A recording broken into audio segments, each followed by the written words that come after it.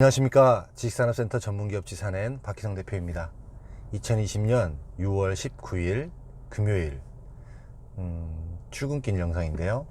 잠깐 요즘 들렸다가 지금 좀 늦게 들어가고 있습니다.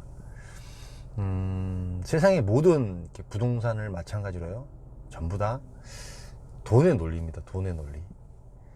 이제 최근에 지식산업센터를 관심을 가지고 참 많은 사람들이 지식산업센터를 보고 있고 또 분양을 받으려 하고 있고 움직이고 있잖아요. 이런 모습들이 이제 어디서 가장 좋아하냐면, 가깝게는 분양 받을 사람이 많다는 거는 분양 대행사가 되게 좋아합니다. 그 다음에 분양 대행사 위에 있는 이제 시행사가 좋아하고요. 그 다음에 그 사업이 가기 위해서 돈을 빌려주는 금융사가 좋아하고, 그 다음에 건설사가 되게 좋아합니다.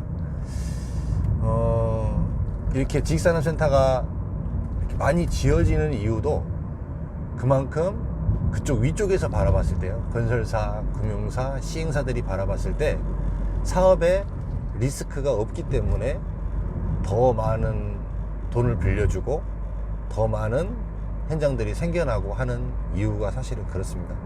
그만큼 여러분들이 지식산업센터를 하나를 투자를 해서 어떤 수익을 얻고자 할 때 더 위에 있는 사람들은 더 쉽게 돈을 벌 수 있기 때문에 이렇게 많은 것들이 생겨나고 있는 이유입니다.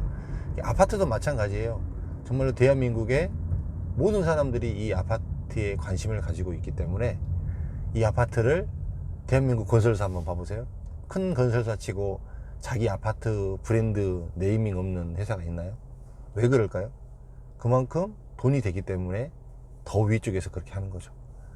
이렇듯이 돈이 될 때 이렇게 돈의 논리, 돈을 빌려주고 돈을 안전하게 받을 수 있고 회수할 수 있기 때문에 이렇게 지식산업센터 현장들이 많이 생겨납니다.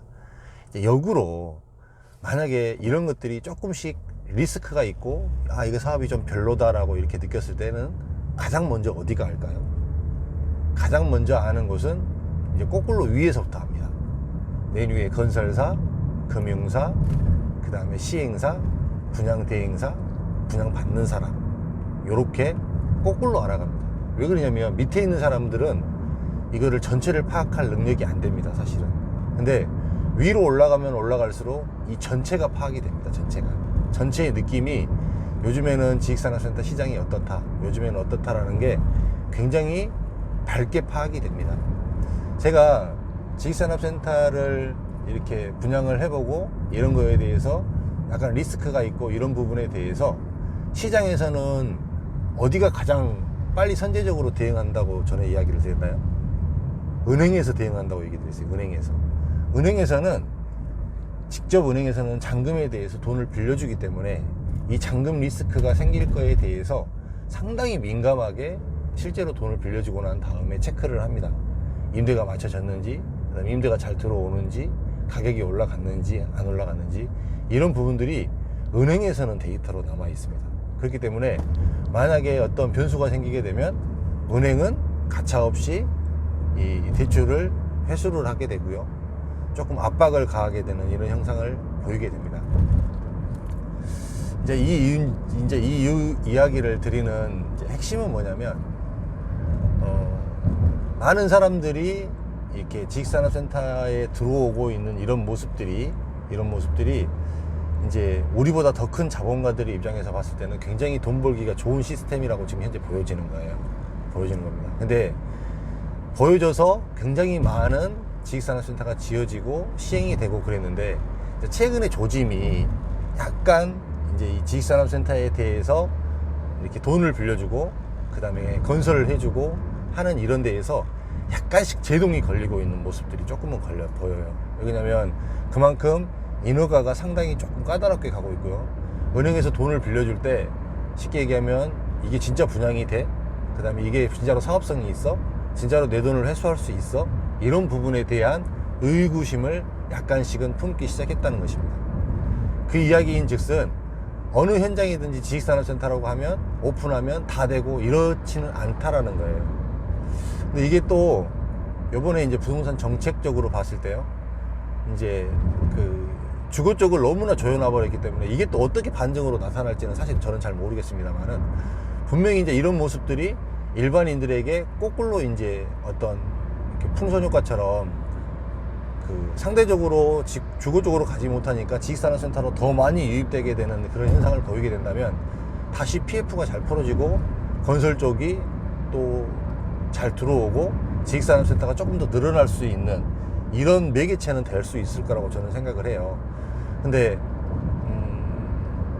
이제 워낙에 전부 다 이제 지금 이동하고 있는 사람들 자체가 그 투자 사업을 목적으로 하는 사람들, 실제 기업체에서 들어와서 실제 기업체에서 살려고 하는 이런 구조가 아니고, 이게 이제 시스템적으로 대출이 높고 그 다음에 기업체한테 임대를 준다는 부분들이 너무나 강조가 되기 때문에 일반인들의 투자에 관심을 받았을 뿐인데, 만약에 이게 이제 계속적으로 이렇게 잔금 리스크가 또 나타나게 된다고 하면 그 부분도 향후에는 또 상당히 이렇게 공급이 제한될 정도로 위쪽에서는 굉장히 이런 부분들에 대해서 금융을 잘 풀어주지 않는다든지 건설사가 잘 붙지 않는다든지 이런 현상이 생겨날 것 같다라는 생각이 드는 겁니다.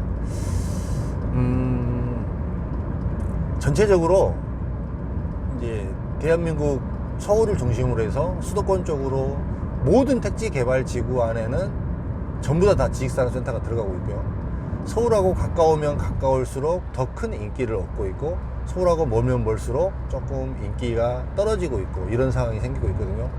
그런데도 불구하고 이제는 대한민국의 웬만한 부동산을 투자하는 사람들 입장에서는 지식산업센터를 모르는 사람들이 거의 없는 것 같아요. 이제는 그만큼 지식산업센터가 굉장히 많은 사람들에게 이렇게 회자되고 있고 또 들어오고 있는 이런 상태를 보이고 있습니다. 좀 발빠르신 분들, 좀 이렇게 계산을 잘 하시고 이렇게 수학적으로 좀 발달되신 분들은 또 아시는 것 같아요. 사실은 이제 저도 전에도 이야기는 말씀 많이 드렸지만, 이게 실질적으로 분양가가 너무 올라가기 때문에 지금 현재 수익이 상당히 많이 떨어지고 있는 부분들도 사실 염려는 분명히 되거든요. 이런 부분에 있어서 어느 정도 안정적인 수익도 조금 나올 수 있고, 그 다음에 가치도 좀 올라갈 수 있는 이런 곳을 선택하기가 제가 봐도 갈수록 더 어려운 것 같아요. 참 어렵습니다. 저한테 많은 분들이 사실은 찾아오셔서 어디가 좋냐, 뭐가 좋냐라고 이야기를 하지만, 제가 여태까지 여러분들에게 또 이야기를 한 것도 있고, 그 다음에 제 자신이 굉장히 기준점이 높은 사람이다 보니까 쉽게 어느 현장이 좋다 안 좋다 이렇게 얘기해 드리기가 정말로 어려운 시장인 것 같기는 합니다. 이런 부분들이. 그래서 참 여러 가지가 참 많이 이게 고민이 되고, 여러 가지가 많이 고려가 되고, 또 이런 부동산 시장이 또 어떻게 흘러갈지, 지식산업 시장으로 어떻게 또 영향을 미칠지, 이런 부분에 대해서 좀 요즘에는 많이 이렇게 생각을 해보는 그런 시점이기도 합니다. 조금 말이 조금 이렇게 어수선한 것 같지만 그냥 편하게 들어주시고요. 이런 흐름으로 이렇게 갈 수도 있겠다라고 생각하는 사람 중에 하나니까요. 그렇게 좀 받아들였으면 좋겠습니다.